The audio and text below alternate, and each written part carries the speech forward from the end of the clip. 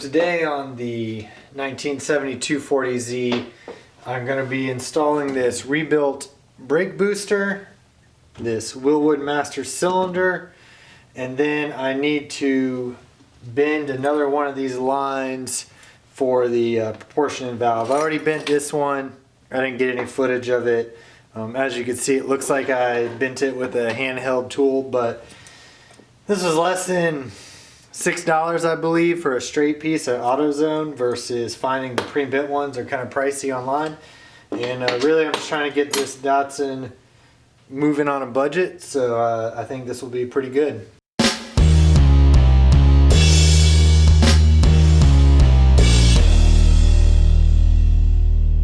The brake booster was rebuilt by a local Georgia company, Harman Classic Brakes. Highly recommend. One, if you know anything about Datsuns, you can't find these factory 7-inch boosters anymore.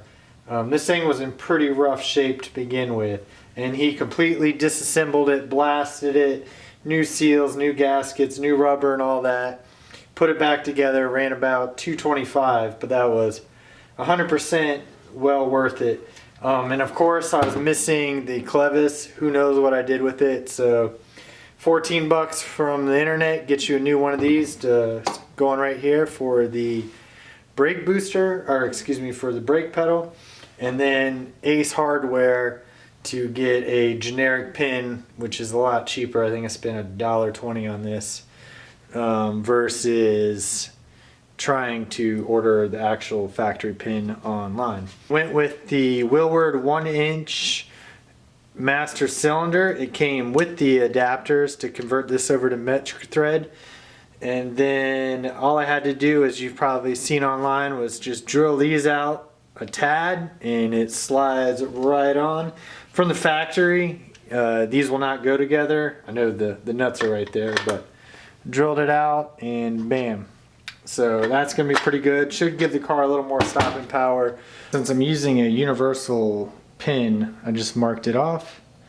Gonna cut it real quick with the cutoff wheel and it will be good to install.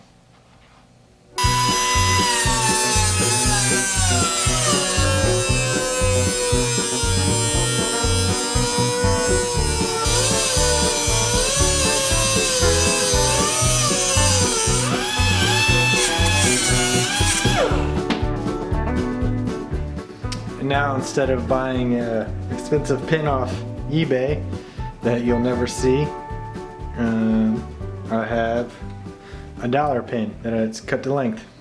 As far as adjusting the rod length on the, let's see if the camera will pick it up, on the brake booster, this tool you've probably seen floating online. Any of the major Summit jegs, they all sell it for about $50, which seems kind of steep for something you're not going to use, but they're metal and it does look really nice.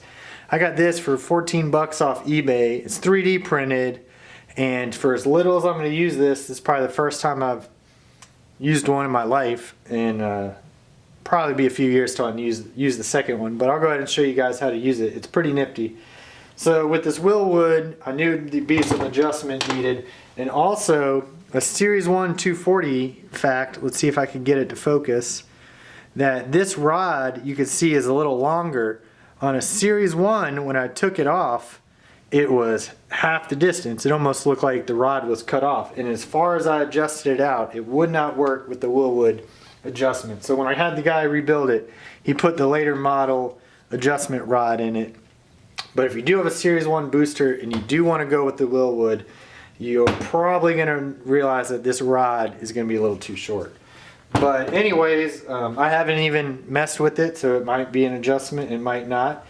But it's got a master and a booster side. So first we'll go ahead and use the master side, and we'll put it up to here, push it in. Alright, we got that length. Take it out, now we have a booster side. I'll put it up to here, and looks like I actually need to go in just a hair. Let me try one more time just to double check. So we got the master side pushed out, and let me be a little more careful this time. And so I'd say about a thread in and we'll be good. But so this is a pretty nifty tool. I mean, there's ways around doing it using a feeler gauge and a ruler and all that. But for simplicity, now I'll have it for the rest of my life. $14, couldn't beat it. I'm going to put this in and out of the car a few times, get this clevis adjusted, this bracket, and since the dash is out, shouldn't be too big of a problem.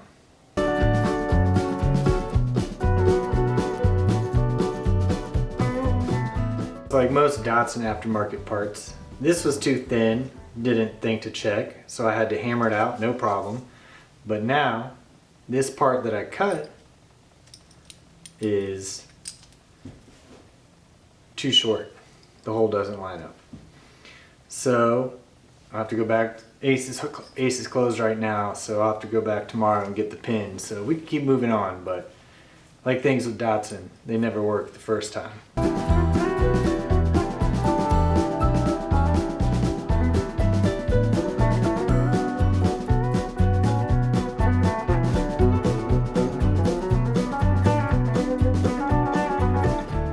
Like I said earlier, with the dash out, you've got plenty of room to work. With the dash in, this is not a fun job. 4 bolts, so I'll go ahead and reach on in and put it together.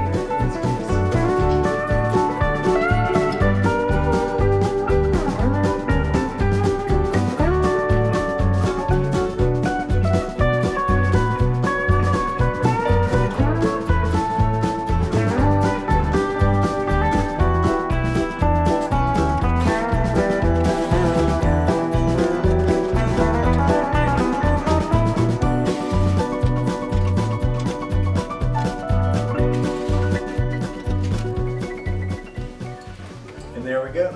The booster is now bolted in. I've got the pin in until I get the replacement.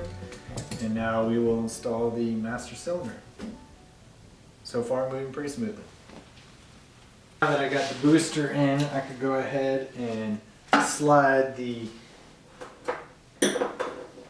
master cylinder on. One thing to note is the top bolt is so close to this reservoir that you can't just slide the nut on, so you gotta kind of thread the nut and slide it on as you go. Just for the top, bottom one you got plenty of room. Right here we have my 2 hand bent lines. As you can see, very, very professional. And that's sarcasm if you can't tell. After some finagling, I got this beauty in. Looks like I hand bent it, but that's okay. I think it's gonna work.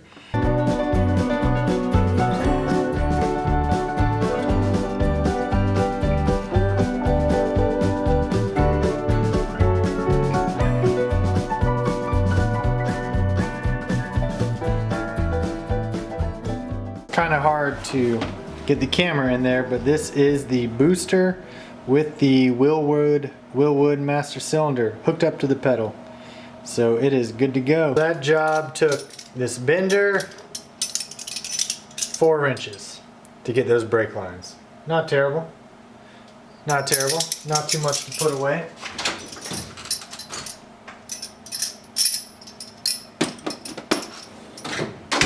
But like any project, it takes a lot more tools than you think to work on. But the Datsun brake system is now completely done. So the next thing I need is to add fluid and bleed. But besides that, it is completely done. Brake system wise, not the car. The car still has a lot more.